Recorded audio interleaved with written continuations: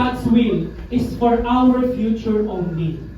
Little do we know, God's will is set first and foremost for our eternity, our salvation. Ano po ito sa practical na buhay?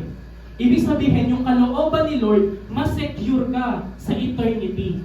At kapag secure ka sa eternity, si Lord ang bahala sa iyo kada bukas. Si Lord ang bahala sa iyo sa future mo. Si Lord ang bahala sa iyo sa 2 years mo, sa 5 years mo, sa 10 years mo, kapag nag-50 ka na, kapag nag-60 ka na, ang loloobin ni Lord, kapag nag-70, 80, 90 ka na, ang kalooban ng Lord para sa atin, mas-secure yung eternity, hindi lang yung future natin. Kasi minsan iniisip natin pagdating sa God's will, Lord, ano ang plano mo? Ano ang kinabukasan ko sa iyo? Pero yung kalooban ng Diyos sa atin is salvation, which is for us to be secured for eternity.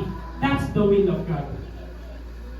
Kaya ang tanong po natin ngayon sa umagang ito, sure ka ba na ligtas ka? Sure ka ba na may relationship ka kay Jesus?